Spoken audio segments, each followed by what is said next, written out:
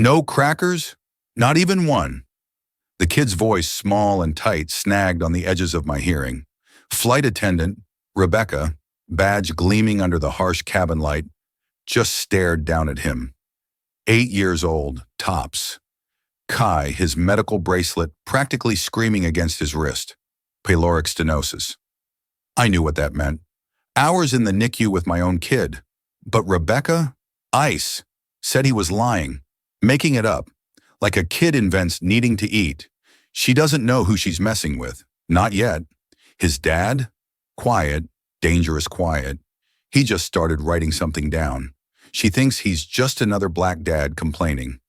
She has no idea how her quiet cruelty is about to backfire. Big time. And how Kai's quiet kindness will change everything. Watch as these same three identical boys in red polo shirts and dark jeans walk off that plane 6 hours later, while that flight attendant is being escorted away in handcuffs. Witness Rebecca Thompson's face as she realizes her 15-year career just ended because of what she said to these children. See Captain Rivera losing her wings as security removes her from the cockpit she's called home for 15 years. But here's the twist that nobody saw coming. That quiet father walking protectively beside his sons. He doesn't just have money, he owes the entire airline. Those three boys Rebecca insulted their miracle babies who survived 8 years of their parents' infertility struggles. That sick child she refused to feed. He nearly died twice before his first birthday from a condition that required the very food Rebecca denied him. Rewind 6 hours to see how this nightmare began. 3 innocent children boarded Skyline Airlines Flight 447 for what should have been the adventure of their lives.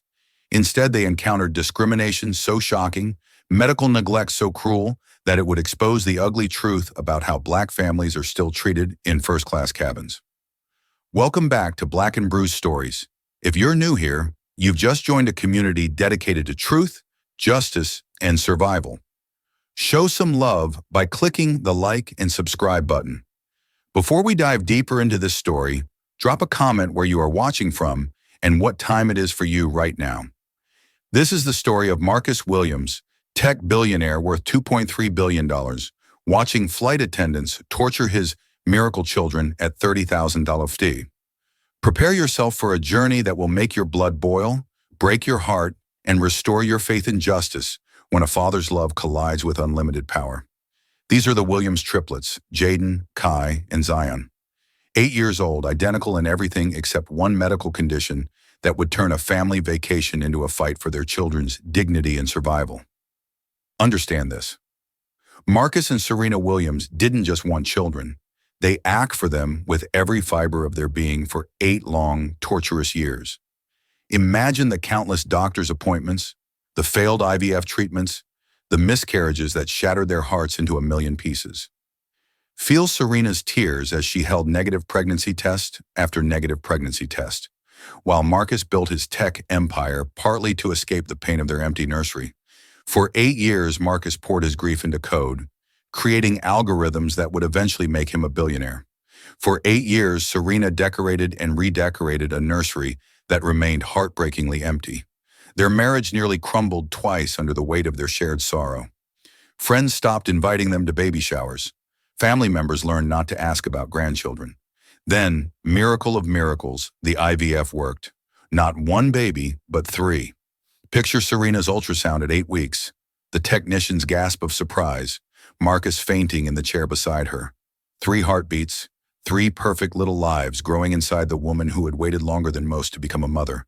But their joy turned to terror when the boys arrived. Jaden came first, healthy and screaming. Zion followed 2 minutes later, perfectly pink and breathing. Then came Kai, silent and blue. Witness the nightmare that followed, emergency surgery at 6 weeks old for pyloric stenosis, a condition where the stomach muscle thickens and blocks food from entering the small intestine. For weeks, tiny Kai couldn't keep anything down. Imagine Marcus and Serena taking shifts in the NICU, watching their miracle baby fight for his life. The doctors explained that Kai would need to eat small amounts frequently for the rest of his life or risk violent vomiting that could be life-threatening. They nearly lost him twice before his first birthday. Now 8 years old, the triplets are Marcus and Serena's entire world. Jaden, the natural leader with his father's sharp mind and protective instincts, Zion, the peacemaker who inherited his mother's gentle heart and gift for reading emotions. And Kai, the gentle soul who survived so much pain as a baby, is now wearing a medical bracelet that explains his condition to anyone who needs to know. This Friday morning in September, Marcus Williams, founder and CEO of Williams Tech Industries, worth $2.3 billion, is taking his Miracle Boys on their first business trip, their destination, Los Angeles, to tour his newest acquisition, Williams Aerospace. But more than that, this trip represents Marcus sharing his success with the three boys he and Serena waited 8 years to hold. Picture the scene at Chicago O'Hare Airport.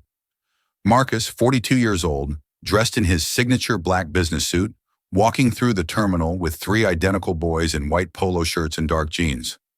Passengers stop and stare at the adorable triplets, each carrying a small backpack with their name embroidered on it.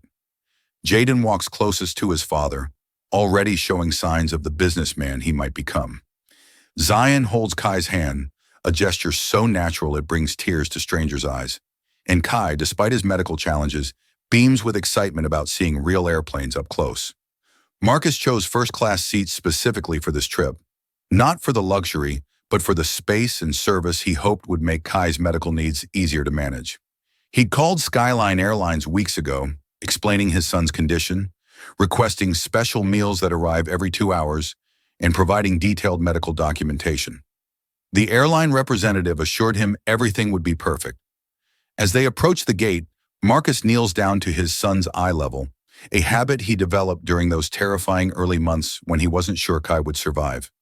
He looks into 3 pairs of identical dark eyes that mirror his own and speaks with the tenderness of a father who knows how precious these moments are. He reminds them about airplane safety, about staying in their seats, about using their inside voices, but most importantly, he reminds Kai about his eating schedule. Every 2 hours, small portions, crackers and juice when he feels nauseous. Marcus has packed Kai's emergency medical kit, complete with anti-nausea medication, prescribed by their family doctor, Dr. Martinez. The boys are practically vibrating with excitement. They've studied airplanes online, watched YouTube videos about how jets work, and dreamed of this day for months. Kai especially loves planes despite his medical limitations. He wants to be a pilot when he grows up, just like his hero Bessie Coleman, the first African-American female pilot.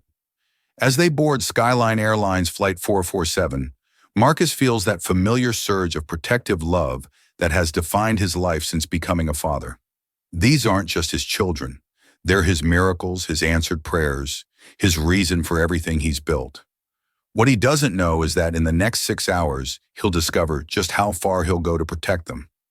Remember this moment of pure joy and anticipation, because what happens next will shatter this family's faith in humanity and test every ounce of Marcus Williams' legendary self-control. If you're already feeling protective of these miracle boys, smash that subscribe button because you're going to need tissues for what's coming next. This story gets so much more intense, and I promise you've never heard anything like what these flight attendants did to little Kai Williams. What would you do if you had waited 8 years for children and watched strangers treat them with cruelty? Let me know in the comments because Marcus Williams' response will shock you. Step aboard Skyline Airlines Flight 447 and feel the boys' excitement as they see their first-class seats. Jaden immediately starts examining the seat controls. Zion marvels at the legroom, and Kai carefully places his medical kit in the seat pocket where he can reach it quickly. Marcus shows his sons the safety features, pointing out the oxygen masks and life vests with the patience of a father who treasures every teaching moment. But watch what happens when Rebecca Thompson, senior flight attendant with 15 years of experience and unconscious biases buried deep in her psyche, approaches their row. Rebecca sees a black man with 3 children in first class, and her first thought isn't welcome aboard. It's suspicious. It's the toxic assumption that they don't belong here. Marcus extends his hand professionally and introduces himself and his sons. He explains Kai's medical condition with the practiced efficiency of a father who's had this conversation hundreds of times. He shows Rebecca the medical documentation, the special meal requests confirmed weeks ago, and Kai's medical bracelet that clearly states his condition. Rebecca nods dismissively, barely glancing at the paperwork, her mind already made up about this family. Sarah Chin, the junior flight attendant, seems more professional initially. She acknowledges the medical needs with appropriate concern and assures Marcus that everything will be handled properly. But notice how she doesn't take notes, doesn't ask follow-up questions, and seems nervous around Rebecca's obvious disapproval. The flight takes off smoothly. The boys press their faces to the windows, watching Chicago disappear beneath them. Kai points out landmarks he recognizes, his medical condition forgotten in the joy of flight. Marcus feels that familiar swell of pride watching his miracle children experience something new. 4:45 minutes. Everything is perfect. Then the first sign of trouble emerges. It's been exactly 2 hours since the boys' last meal, and Kai's internal clock is as precise as any medical equipment. His little stomach begins to cramp, and he knows from experience that he needs food soon, or he'll start feeling sick. Hear the politeness in 8-year-old Kai's voice as he presses his call button and asks Sarah for his special crackers. His words are careful and respectful, exactly as his parents taught him. But watch Sarah's uncertain response as she glances nervously at Rebecca, then tells Kai that meal service doesn't start for another hour. She doesn't remember his medical condition clearly and is afraid to make decisions without Rebecca's approval. Marcus intervenes gently, explaining again that Kai can't wait for regular meal service. His pyloric stenosis means his stomach empties differently than other children's. Without regular small meals, the acid builds up and causes violent vomiting that can lead to dehydration and electrolyte imbalance. It's not a preference, it's a medical necessity. But Rebecca overhears this conversation and approaches with an attitude that makes other passengers look up nervously. Her tone is sharp, condescending, carrying the authority of someone who's used to being obeyed, mixed with something darker that makes Marcus's protective instincts flare. She tells Marcus that everyone has to wait for meal service, no exceptions.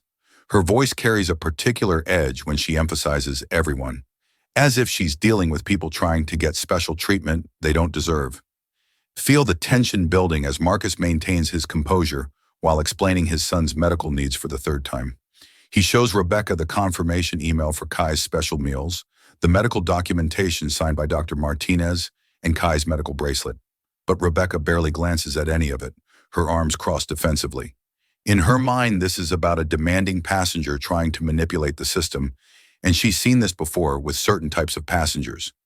Another hour passes and Kai is beginning to show the early signs of distress. His face grows pale and he starts holding his small stomach with both hands. He's been through this before, so he knows what's coming. The cramping will get worse, then the nausea, then the vomiting that won't stop until he gets proper nutrition. Witness the heartbreak as Kai approaches Sarah directly, his 8-year-old legs a little unsteady as the plane hits turbulence. He looks up at her with those huge dark eyes that mirror his father's, and speaks with the vulnerability of a child who's learned that adults don't always help when he's sick. He explains that his tummy hurts and he's getting scared. He shows her his medical bracelet with small shaking fingers and asks, "Please, just for one cracker, anything to help his stomach stop hurting." His voice cracks with the effort of not crying because his parents taught him to be brave even when he's scared. But before Sarah can respond, Rebecca intervenes with ice-cold authority. She tells Kai to return to his seat without even looking at his medical bracelet. "No exceptions," she says firmly, as if an 8-year-old with a documented medical condition is trying to cheat the system. Feel your heart break as Kai's shoulders slump and he walks back to his seat, trying not to let his father see how much her rejection hurt.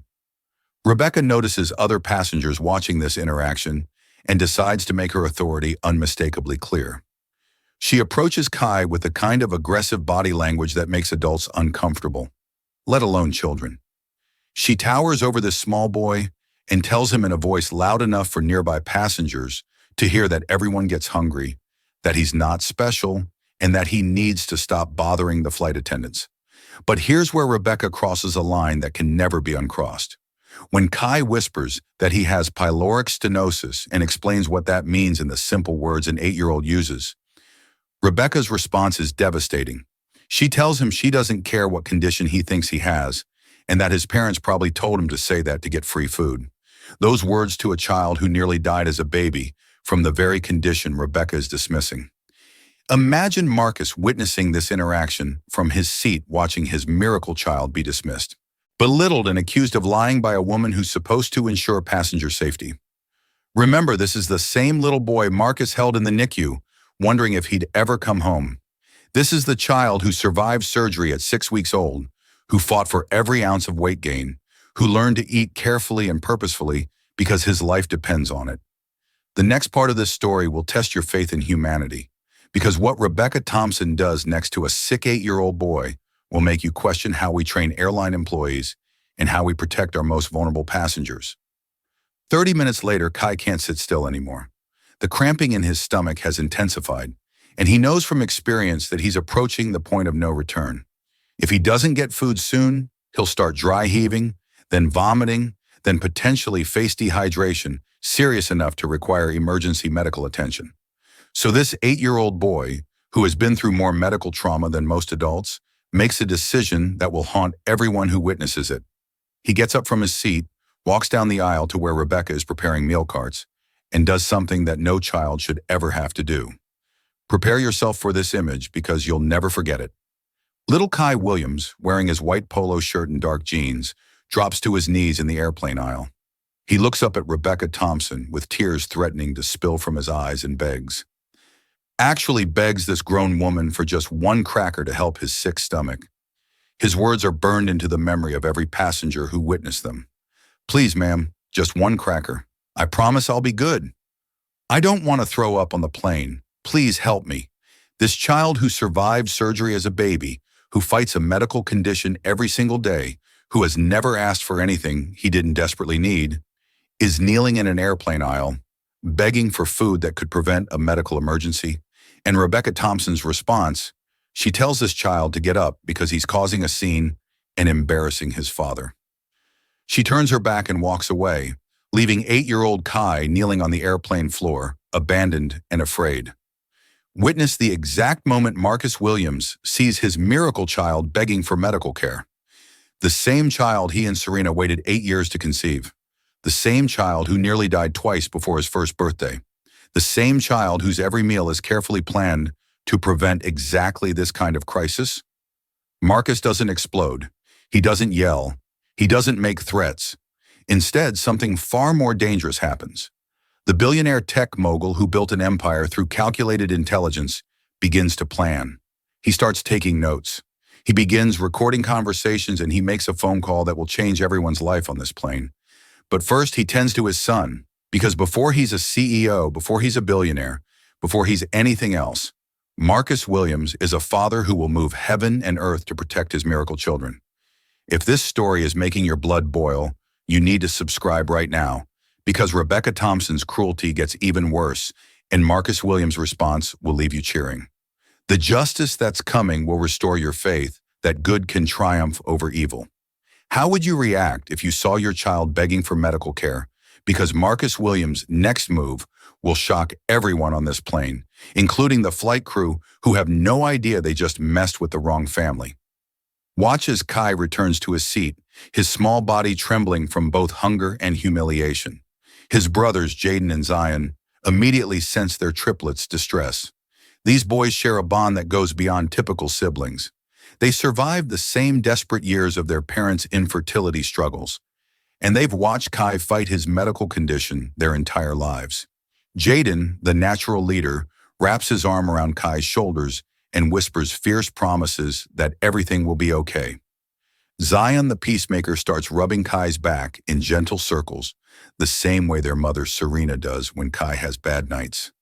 But they're 8 years old, and there's only so much comfort they can provide when their brother's medical condition is spiraling out of control. Marcus makes his first phone call, and listen to the controlled fury in his voice as he speaks to his assistant Jennifer Martinez back in Chicago. He doesn't raise his voice, doesn't use profanity, but every word carries the weight of a father whose child is suffering. He asks Jennifer to pull up the Skyline Airlines acquisition documents, the contracts that made him the majority shareholder of this very airline just 3 months ago. But the second call breaks your heart. Hear Marcus's voice crack as he calls his wife Serena, the woman who waited 8 years to become a mother, who spent countless nights in the NICU watching Kai fight for his life. He tells her that their miracle baby is being denied the medical care he needs, that flight attendants are treating their precious boy like he's lying about his condition. Serena's response comes through the phone speaker, loud enough for the boys to hear. "Marcus, protect our babies. Do whatever you have to do. Those boys are our entire world." Her voice carries the fierce love of a mother who knows exactly what it costs them to have these children and exactly how much Kai has already suffered in his short life. The third call is to Dr. Rodriguez Martinez, the pediatric gastroenterologist who performed Kai's surgery as a baby and has monitored his condition for 8 years. Listen to the urgency in Marcus's voice as he explains the situation.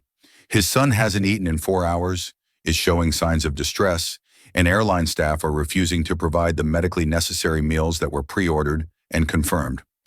Dr. Martinez's response is immediate and terrifying. Kai is approaching a medical emergency. Children with pyloric stenosis who go too long without eating can develop severe dehydration, electrolyte imbalances, and metabolic acidosis. The doctor demands to speak directly to the flight crew to explain the medical necessity of immediate feeding. But when Marcus approaches Rebecca with the phone, asking her to speak with Kai's doctor, Rebecca's response reveals the true depth of her prejudice and cruelty. She refuses to take the call. She tells Marcus that she's not going to be manipulated by made-up medical emergencies. She accuses this billionaire father of coaching his child to fake a condition for special treatment. Feel the moment when Rebecca Thompson seals her fate, because in that instant, she doesn't just dismiss a child's medical needs. She accuses a family that has survived 8 years of infertility, multiple surgeries, and countless medical appointments of lying about their son's life-threatening condition. Meanwhile, Kai's condition deteriorates rapidly. Witness what happens when a child with pyloric stenosis goes too long without eating. First, the stomach cramps intensify until Kai is doubled over in his seat, tears streaming down his face. Then comes the dry heaving, his small body convulsing as his empty stomach tries to expel acid that has nowhere to go. Other passengers begin to notice and express concern. A woman who is a pediatric nurse offers to help, but Rebecca blocks her access to Kai, claiming that allowing unauthorized medical intervention violates airline policy. A businessman in seat 2A starts filming Rebecca's behavior on his phone, documenting evidence that will soon be crucial. Observe the exact moment when Kai's condition becomes a full medical emergency. He starts vomiting bile, his body going limp with dehydration. His medical bracelet catches the light as his small hand falls to his side. The engraved words, "pyloric stenosis, frequent feeding required," visible to everyone except the flight attendants who refuse to look. Jaden and Zion are crying now, scared for their brother and confused about why the adults won't help. They've seen Kai sick before, but never like this. Never when help was available, but being deliberately withheld. They keep asking their father to make the flight attendants give Kai food, not understanding that their father is fighting a battle against prejudice and cruelty. Marcus makes a fourth call, this one to his head of security, instructing him to have medical personnel standing by at LAX and to prepare legal documentation for multiple lawsuits. His voice remains calm, but other passengers can see the barely controlled rage in his eyes as he watches his miracle child suffer. Then something beautiful happens that will restore your faith in humanity. A passenger in seat 1C, an elderly black woman named Dorothy Washington, approaches Marcus with tears in her eyes. She's a retired nurse who raised 5 children and can't stand watching Kai suffer. She tells Marcus she has crackers in her purse and asks if she can give them to Kai. But when Dorothy tries to offer Kai her crackers, Rebecca physically interposes herself between them. She tells this grandmother that she cannot provide food to another passenger, that it violates FAA regulations, and that she needs to return to her seat immediately. Witness the moment when an entire airplane full of passengers realizes they're watching a child being tortured by airline employees. Captain Rivera finally receives word that there's a medical emergency in first class. When she arrives and sees Kai's condition, her training kicks in immediately. She orders Rebecca to bring any available food for the child, but Rebecca protests, claiming that making exceptions will encourage other passengers to fake medical conditions. That's when Captain Rivera makes the call that will define her career. She tells Rebecca that she's ordering her to provide food for a child in medical distress, and if she refuses, She'll have her arrested for child endangerment the moment they land. Rebecca reluctantly brings crackers, but the damage is done. Kai has been suffering for hours when relief could have been provided immediately. As Kai slowly sips apple juice and nibbles crackers, his color gradually returning, Captain Rivera pulls Marcus aside for a private conversation that will change everything. She's reviewed the passenger manifest and realizes who she's been dealing with. Marcus Williams isn't just any concerned father. He's the new majority owner of Skyline Airlines. Prepare yourself for what happens next, because Captain Rivera's realization that she and her crew have been torturing the children of their new boss is just the beginning. Marcus Williams hasn't revealed his identity yet, but he's been documenting every moment of discrimination and medical neglect his sons have experienced. The turning point isn't just that Marcus owns the airline, it's that he's been watching his employees demonstrate exactly the kind of prejudice and cruelty he spent his entire career fighting against. And now he has the power to do something about it. This story is about to explode into a confrontation that will leave you cheering for justice.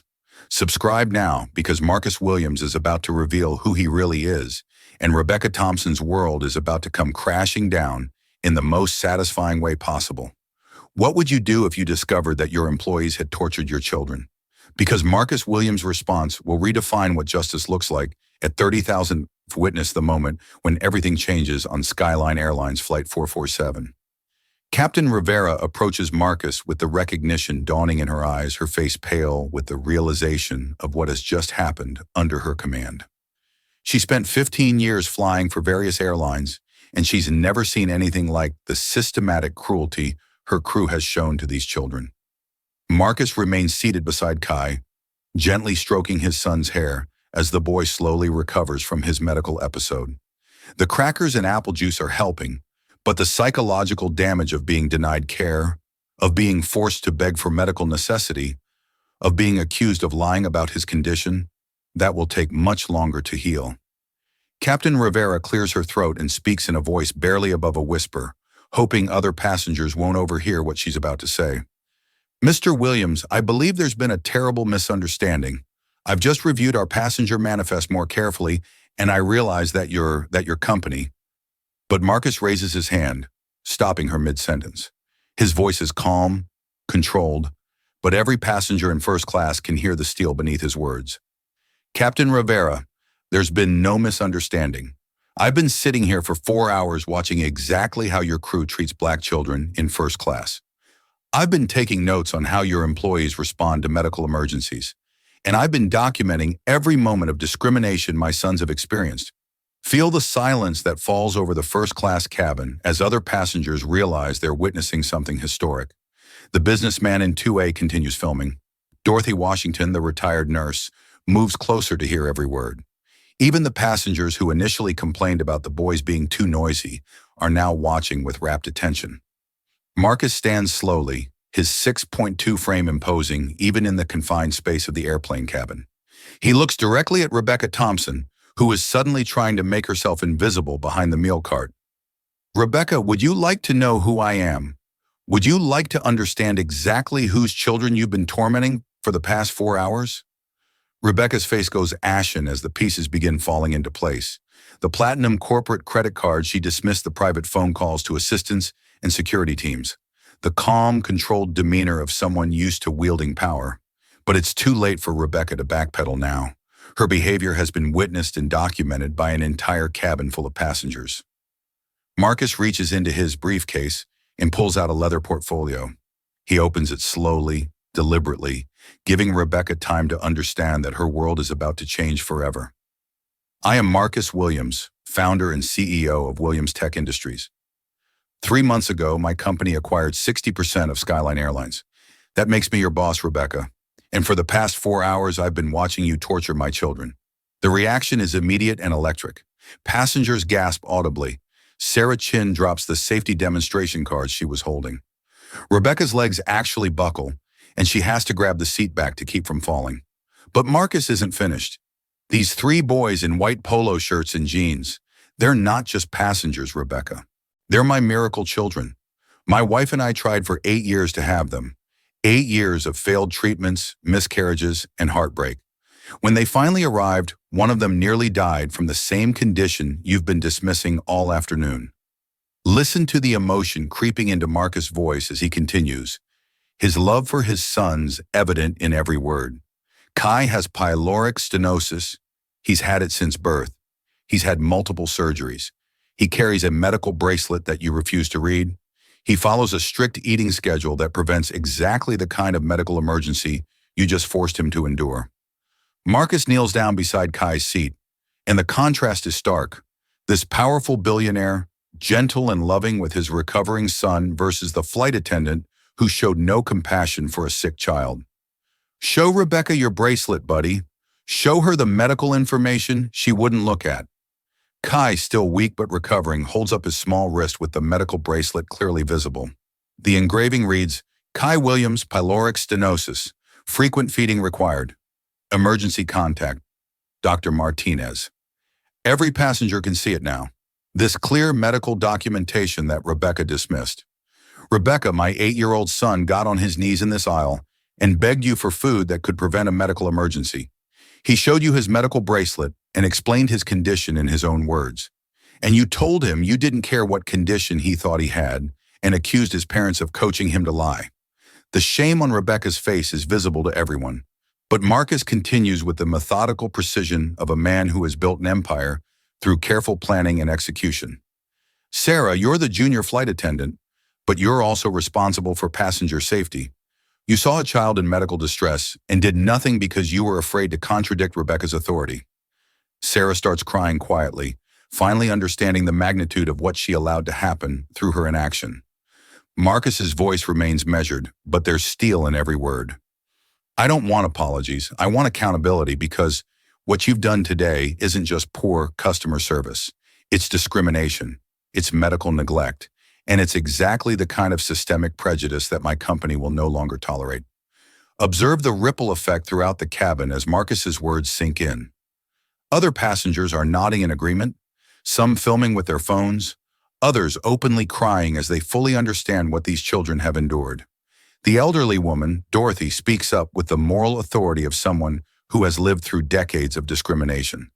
I've never seen anything like what I witnessed today. That flight attendant should be ashamed of herself. But Marcus saves his most devastating words for last, and they're delivered with the quiet authority of someone who has the power to back up every promise he makes. Rebecca, in 15 minutes, this plane will land at LAX. When we deplane, you'll find security officers waiting to escort you from the premises. Your employment with Skyline Airlines is terminated immediately. Rebecca tries to protest to claim that she was just following procedures, but Marcus cuts her off with surgical precision. The procedures were clear, Rebecca. Accommodate passengers with medical needs. Provide requested meals for documented conditions. Treat all passengers with dignity and respect. You violated every one of those procedures because you saw a black father with 3 black children in first class and decided we didn't belong there. Sarah, you're suspended pending a full investigation. Your fear of confronting Rebecca's prejudice doesn't excuse your failure to protect a child in medical distress. Captain Rivera, you'll be required to undergo additional training on medical emergencies and crew management. But you get to keep your job because you ultimately did the right thing when it mattered. The transformation in the cabin is complete.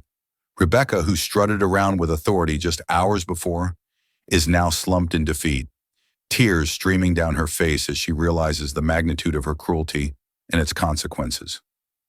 Sarah is quietly crying, finally understanding what her silence and inaction cost. Captain Rivera stands at attention, accepting responsibility for her crew's failures. But the most important transformation is in the 3 little boys who started this flight, excited about their first business trip. Jaden and Zion are looking at their father with a new understanding of his power and their own worth. And Kai, still recovering from his medical episode, looks up at Marcus with absolute trust and love. Prepare yourself for the conclusion of this story, because we're about to see what real justice looks like when a father with unlimited resources decides to protect his miracle children. The aftermath of this flight will change airline policies and careers and prove that sometimes good really does triumph over evil. If you're cheering for Marcus Williams right now, smash that subscribe button because the ending of this story will leave you with tears of joy and a restored faith that parents will move mountains to protect their children. What's the most powerful thing someone has ever done to protect their children? Because Marcus Williams isn't finished yet, and what he does next will create ripple effects throughout the entire aviation industry. Experience the final 15 minutes of Flight 447 as Marcus Williams transforms from passenger to protector to the architect of systematic change. The plane is beginning its descent into Los Angeles, but the real journey, the one toward justice and accountability, is just beginning. Marcus returns to his seat beside his sons and witness the gentle way he checks on each of them. He touches Kai's forehead to check for fever, asks Jaden how he's feeling about what he witnessed, and wraps Zion in a hug when he sees tears in his youngest son's eyes. Because before everything else, Marcus is a father, and his children's well-being comes before any corporate power or public justice. But while he comforts his sons, Marcus is also orchestrating a response that will echo throughout the aviation industry. Listen to the phone calls he makes in rapid succession.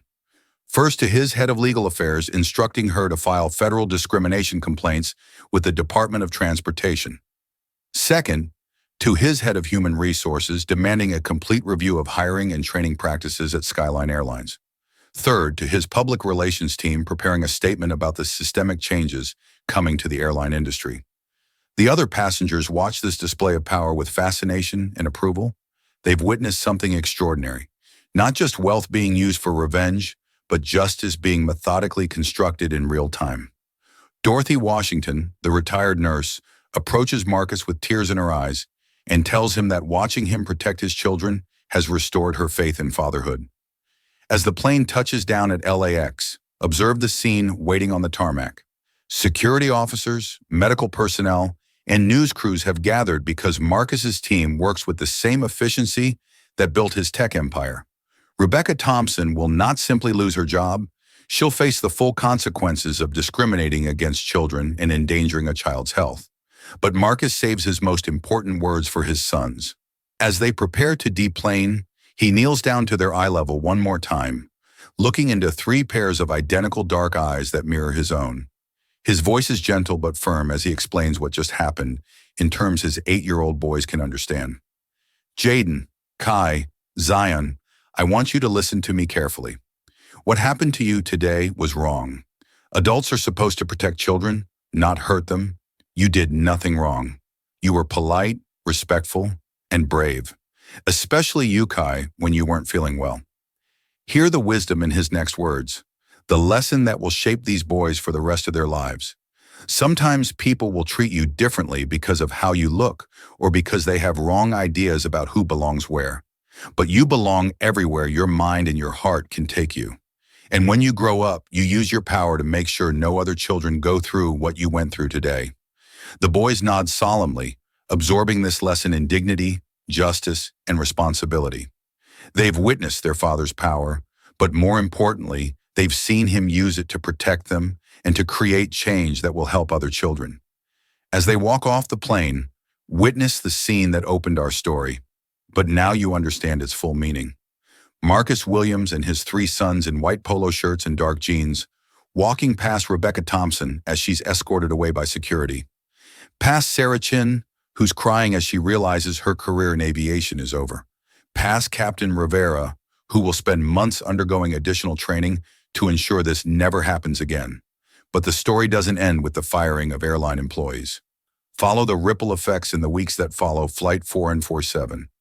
Marcus Williams announces sweeping changes to Skyline Airlines policies, hiring practices, and training programs. He establishes the Miracle Children Foundation, dedicated to supporting families dealing with infertility and children with medical conditions who face discrimination. Kai Williams becomes the young face of pyloric stenosis awareness, helping other families understand the condition and advocate for their children's needs. His gentle spirit and articulate explanation of his medical condition in interviews helps educate thousands of people about this serious but manageable condition. Rebecca Thompson's termination becomes a case study in airline training programs nationwide. Her behavior is used as an example of how unconscious bias can escalate into discrimination and child endangerment. She faces federal charges for violating the civil rights of passengers and endangering a child's health. Sarah Chin eventually finds work at a smaller airline after completing extensive training on discrimination and medical accommodations. She speaks publicly about her failure to advocate for Kai and becomes an unexpected voice for change in airline customer service training. Captain Rivera keeps her job and becomes one of Skyline Airlines' most effective trainers for crew members learning to handle medical emergencies and discrimination complaints. Her decision to ultimately do the right thing even late in the crisis saves her career and makes her a better leader. But the most important changes happen in the Williams household. Imagine the scene when Marcus returns home with the boys that evening. Serena Williams, the mother who waited 8 years to hold these children, wraps them in hugs that last forever. She listens to their story with tears streaming down her face, proud of their bravery and heartbroken that they had to endure such cruelty. 6 months later, observe the Williams family boarding another Skyline Airlines flight. But this time, the experience is completely different. The flight crew has been trained on medical accommodations, cultural sensitivity, and the importance of treating every passenger with dignity. Kai's special meals arrive exactly on schedule. The flight attendants check on him regularly, not with suspicion, but with genuine care for his well-being.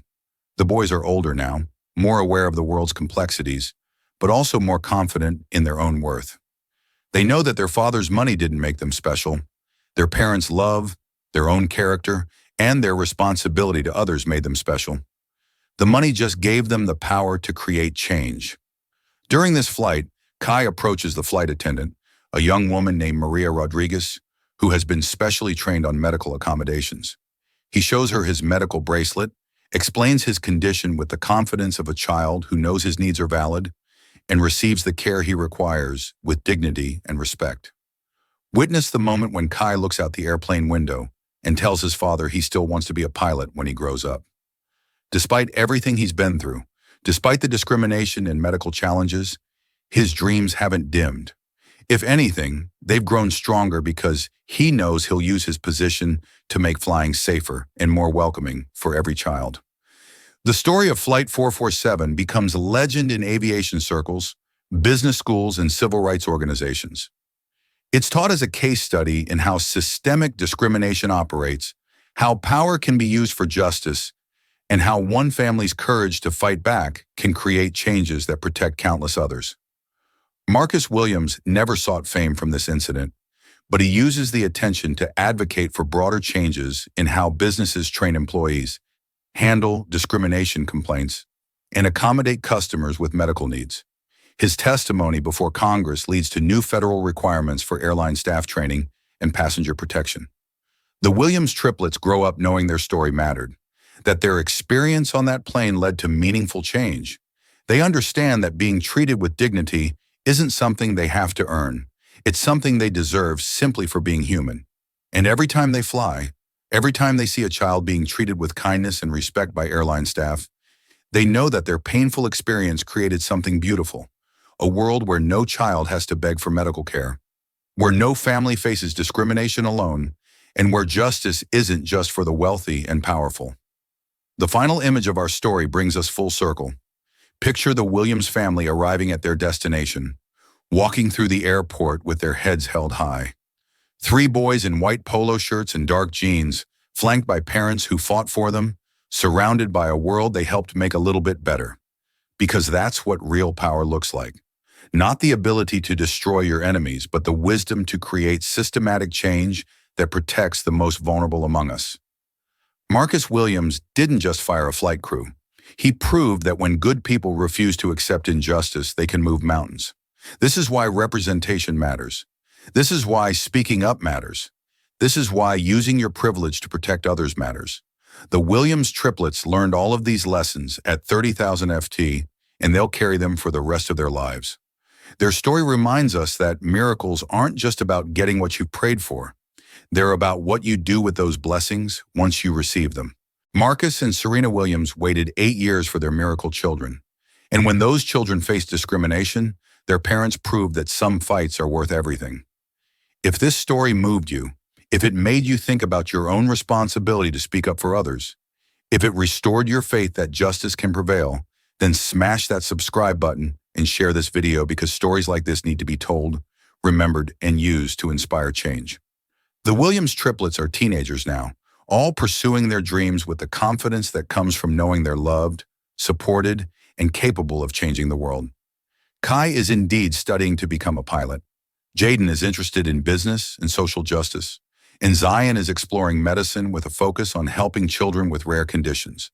Their parents' love gave them life, but their experience on Flight 447 gave them purpose, and that purpose continues to ripple out into the world, making it safer and more just for every child who follows in their footsteps. What would you have done if you were on that plane and witnessed what happened to the Williams boys? Would you have spoken up? Would you have recorded the discrimination? Would you have offered help when flight attendants refused to provide it? Leave your thoughts in the comments below because every voice matters in the fight against injustice. And remember, you don't have to be a billionaire to make a difference. You just have to be willing to speak up when you see something wrong, to treat every child with dignity, and to use whatever power you have to protect the vulnerable. Because in the end, that's what the Williams family story really teaches us, that love, courage, and determination can triumph over prejudice, cruelty, and indifference. The miracle wasn't just that Marcus and Serena Williams finally had children after 8 years of trying. The miracle was watching those children face adversity with grace, seeing their father use his power for justice, and witnessing a family transform their pain into purpose. That's a miracle we can all be part of, one act of kindness and courage at a time. But our story doesn't end with justice served at 30,000 more lives. Follow the earthquake of change that ripples through the aviation industry and beyond in the months following Flight 447. Because when a billionaire father decides to transform an entire system to protect children like his, the effects reach far beyond one airline. Witness the scene 6 months later at the Federal Aviation Administration headquarters in Washington, D.C. Marcus Williams, dressed in his signature black suit, sits before a congressional subcommittee on transportation safety. But he's not alone. Beside him sits 8-year-old Kai Williams, now a confident young advocate who has found his voice through his pain. Listen as Kai explains his medical condition to senators and representatives in words that are both simple and powerful. My name is Kai Williams, and I have something called pyloric stenosis. It means my stomach is different, and I need to eat small amounts of food every 2 hours, or I get very sick. On the airplane, I showed the flight attendant my medical bracelet and asked for help, but she told me she didn't care about my condition and that I was lying. The room is silent as this articulate child continues. I had to get on my knees and beg for one cracker while I was getting sicker and sicker. No child should ever have to do that. That's why my daddy and I are here today, so no other kids like me have to go through what I went through. Observe the faces of the legislators as they realize they're not just hearing about policy changes. They're listening to a child who survived systematic discrimination and medical neglect. Senator Maria Rodriguez wipes tears from her eyes as she asks Kai about his dreams for the future. I still want to be a pilot, Kai says with the determination that has carried him through surgery, medical challenges, and now advocacy. But when I grow up and fly planes, I'm going to make sure every child feels safe and welcome, no matter what they look like or what medical conditions they have. The result of this testimony is the Williams Act for Passenger Protection, groundbreaking legislation that requires comprehensive discrimination training for all airline employees, mandatory medical accommodation protocols, and federal oversight of airline responses to passenger complaints involving children and medical needs. But follow the story deeper because the changes go beyond legislation.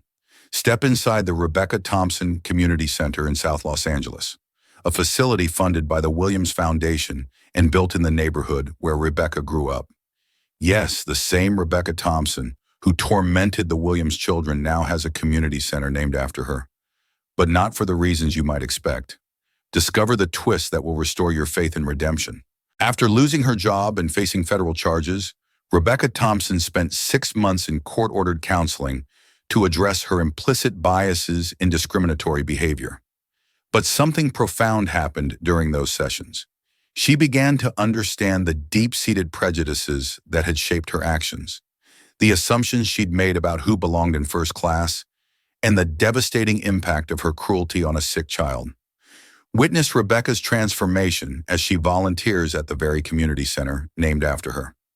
Working with children from underprivileged backgrounds who dream of careers in aviation, she teaches them about airline safety, helps them with homework, and most importantly tells them her story, not as a victim, but as someone who learned the hard way that prejudice hurts everyone it touches. I was the flight attendant who refused to help Kai Williams. She tells a group of 10-year-olds during story time. I let my wrong ideas about who belonged where stop me from seeing a sick little boy who just needed help. I want you to learn from my mistake. Always treat everyone with kindness, no matter what they look like or where they come from. The children listen with wide eyes, not knowing they're hearing from someone whose story has become a cautionary tale taught in diversity training programs across the country. But they understand the lesson that everyone deserves dignity and respect. Experience the emotional moment when Marcus Williams visits the community center for its grand opening. He brings Jaden, Kai, and Zion with him, now 9 years old and even more inseparable than before. When the boys see Rebecca reading to children in the corner, there's a moment of recognition that could go either way. But witness what happens next, a scene that will move you to tears. Kai approaches Rebecca slowly, his brothers flanking him for support. He looks up at the woman who once made him beg for food and speaks with the wisdom of a child who has learned forgiveness. "Miss Rebecca," he says quietly, "my daddy told me you help kids here now. I'm glad you learned to be kind." Then in a gesture that surprises everyone, including his parents, Kai extends his small hand for a handshake. "I forgive you." Rebecca breaks down completely, taking Kai's small hand in both of hers. "I'm so sorry," she whispers through tears. "You were just a little boy who needed help, and I failed you. But I promise I'll spend the rest of my life making sure no other child goes through what you did." Follow the ripple effects that continue to spread. Sarah Chin, the junior flight attendant who failed to speak up, has become one of the aviation industry's most sought-after trainers on bystander intervention and moral courage. She travels to airlines across the country, teaching employees that silence in the face of discrimination makes them complicit. "I watched a child suffer because I was afraid to contradict my supervisor," she tells groups of flight attendants during training sessions. "My silence allowed Rebecca's prejudice to nearly kill an 8-year-old boy." Never let fear of confrontation stop you from protecting a passenger, especially a child. Captain Rivera has risen to become Skyline Airlines Director of Safety and Inclusion, overseeing the most comprehensive anti-discrimination training program in the aviation industry. Every new hire at Skyline Airlines learns about Flight 447, about the Williams family, and about their personal responsibility to treat every passenger with dignity. The final lesson of Flight 447 isn't just about discrimination or medical advocacy or even justice. It's about the power of families who refuse to let their suffering be meaningless, who transform their trials into triumph, not just for themselves, but for every family who comes after them. As the plane begins its descent into Los Angeles, picture the Williams family walking through LAX, not as the traumatized passengers they once were, but as the advocates, change-makers, and symbols of hope they've become. Behind them walk 12 other families, all confident that their children's medical needs will be respected, all protected by the changes one family's courage created. That's the true miracle of the Williams triplets. Not just that they survived 8 years of their parents' infertility struggles. Not just that Kai overcame his medical challenges, but that they used their experience to build a world where no child has to beg for dignity, where no family faces discrimination alone, and where justice extends beyond the wealthy and powerful to protect every vulnerable person who needs an advocate. The story of Flight 447 will be told for generations, not just as a tale of discrimination overcome, but as proof that when good people refuse to accept injustice, when families stand together in the face of adversity, and when individuals use their power to protect the vulnerable, they really can change the world. And somewhere in that LAX terminal, walking confidently toward their next adventure, 3 teenage boys in matching t-shirts that read, "Miracle Children Foundation," carry forward a legacy that started with their parents' 8-year wait for them and continues with their own commitment to ensuring that every child, regardless of race, medical condition, or family circumstances, has the right to be treated with dignity, respect, and love. That's not just a story, that's a movement. And it all started with three 8-year-old boys, a father's love, and the understanding that some fights are worth everything because they protect everyone who comes after you. Until we see you again.